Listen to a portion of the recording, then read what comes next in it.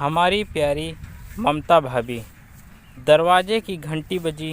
रुचि ने अपनी नम आंखों को पोंछते हुए दरवाज़ा खोला। अरे ममता भाभी, आप सुबह सुबह अंदर आइए ना। रुचि आंखों से बहते पानी को रोक ही नहीं पा रही थी। दरअसल तुमको कई दिनों से शाम को पार्क में नहीं देखा। मैं इधर पास में ही मॉर्निंग वॉक के लिए निकली थी। सोचा तुमसे मिलती चलूं, पता करूं कि सब ठीक है ना। लेकिन तुम रो क्यों रही हो? क्या हुआ? सब ठीक तो है ना? ममता भाभी कॉलोनी की बीबीसी भाभी के नाम से मशहूर हैं। ममता ने सोचा, अभी अभी 2 महीने नहीं हुए शादी को और नई बहुरानी रो रही है। ज़रूर कुछ तो गड़बड़ है, पता तो लगाना चाहिए।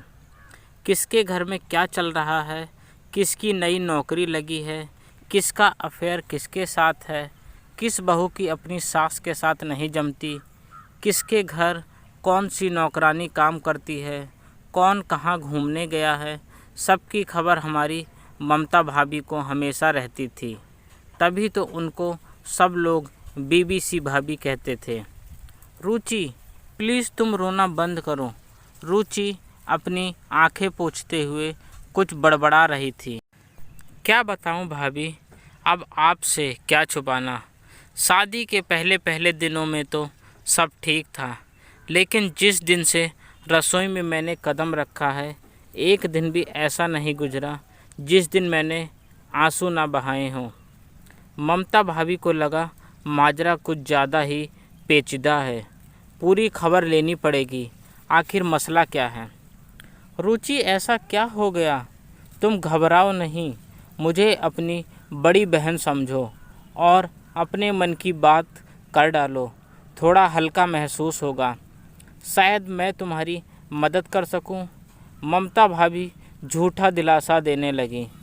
क्या बताऊं भाभी, जब से मेरी ज़िंदगी में ये आए हैं, जीना दुश्वार हो गया है।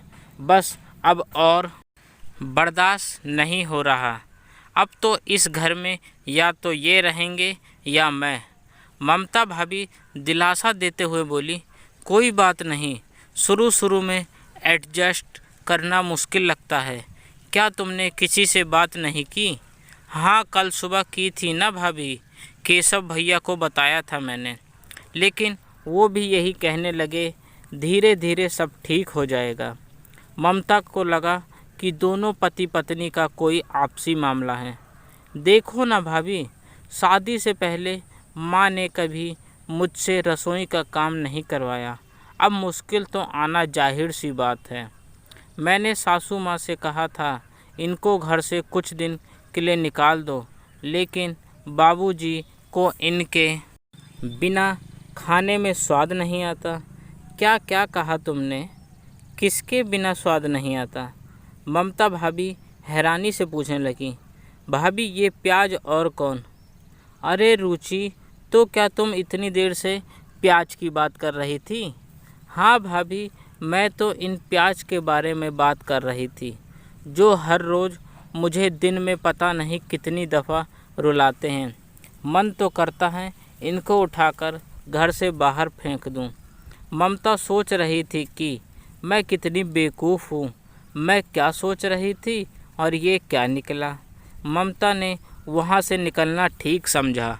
रुचि बाहर दरवाजे तक ममता भाभी को छोड़ने आई, तभी वहाँ सामने से सब्जी वाले भैया आ गए। रुचि बिटिया, कैसी हो?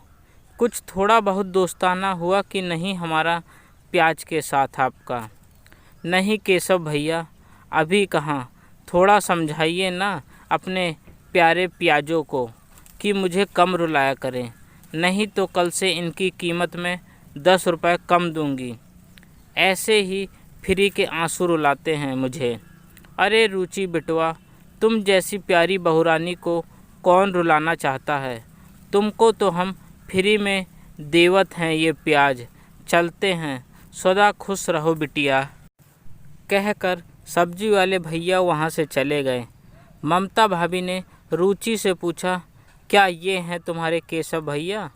हाँ भाभी, मैं इनके बारे में ही आपसे बात कर रही थी। यह सुनकर हमारी प्यारी ममता भाभी से तो अपनी हंसी छुपाए नहीं छुप रही थी। रुचि को बाय बोलकर भाभी अपने घर को भाग खड़ी हुई। दोस्तों, यह कहानी आपको कैसी लगी ज़रूर बताइएगा। धन्यवाद।